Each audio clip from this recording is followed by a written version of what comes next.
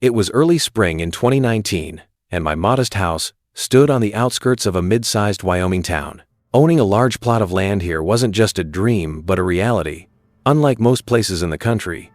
My house was small, cozy, and nestled amidst sprawling fields, far from the noise of urban life. Living alone had always suited me. The solitude brought peace, a feeling I cherished until that one stormy night that changed everything. The rain had been relentless that week, pouring down almost every day as if the skies were mourning something unseen.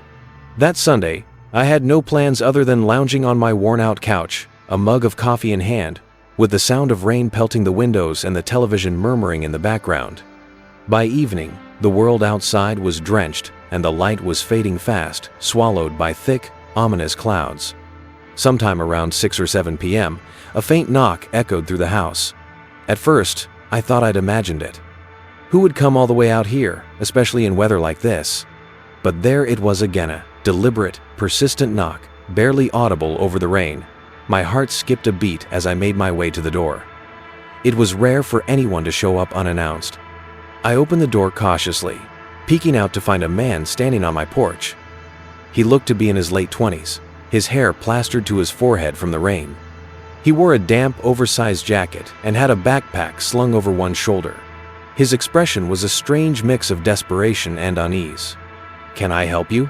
I asked, trying to mask the unease creeping into my voice. He nodded quickly.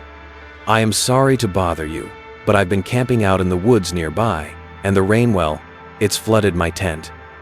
I've been wandering for hours. I just need a place to stay for the night." The way he spoke, hurried and a bit disjointed, sent a ripple of doubt through me. Something about his tone, or maybe the way his eyes darted around, felt off. Still, he looked cold and miserable, and the rain was unrelenting. "I am sorry," I said, my hand tightening on the doorframe. "But I'm not comfortable letting strangers in. There's a motel about 10 miles down the road. Maybe they can help?" His face fell, and for a moment I thought he might argue. But then he nodded, muttered a quiet, "Thanks anyway," and turned to walk back down the muddy driveway. I watched him disappear into the rain, a shadow swallowed by the storm. Relieved, I closed the door and locked it. But something didn't sit right with me. Why would someone be camping in this weather? And how had he ended up near my property, so far off the beaten path? The rest of the evening passed uneventfully, though I couldn't shake the lingering unease. I double-checked the locks on all the doors and windows before heading to bed.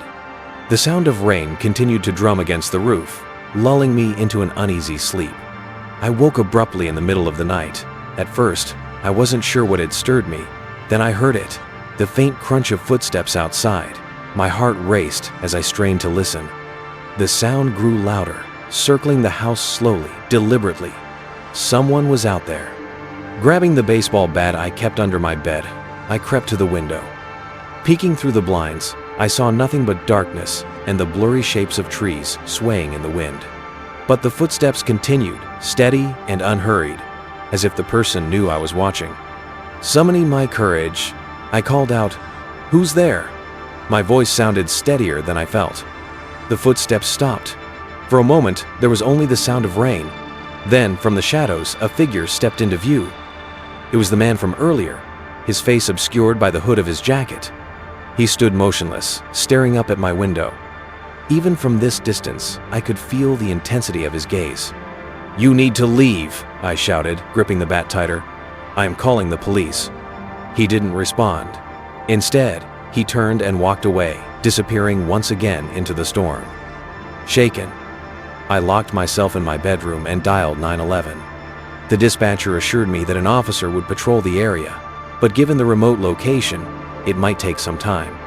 Hours passed, and I sat by the window, watching and waiting. The rain had let up slightly, and the first hints of dawn were creeping over the horizon. I was beginning to think the worst was over when I noticed something on the ground outside a shallow hole, freshly dug, near the edge of my property. Grabbing a flashlight, I ventured out to investigate. The hole wasn't deep, but what I found inside sent chills down my spine.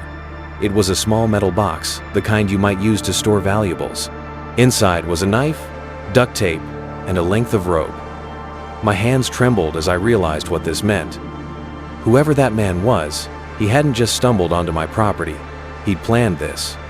The realization hit me like a punch to the gut. He'd been here before, scouting the area, preparing. The rain had washed away any tracks, leaving no trace of how long he'd been watching me. The thought made my skin crawl. When the police finally arrived, I showed them the box and explained what had happened.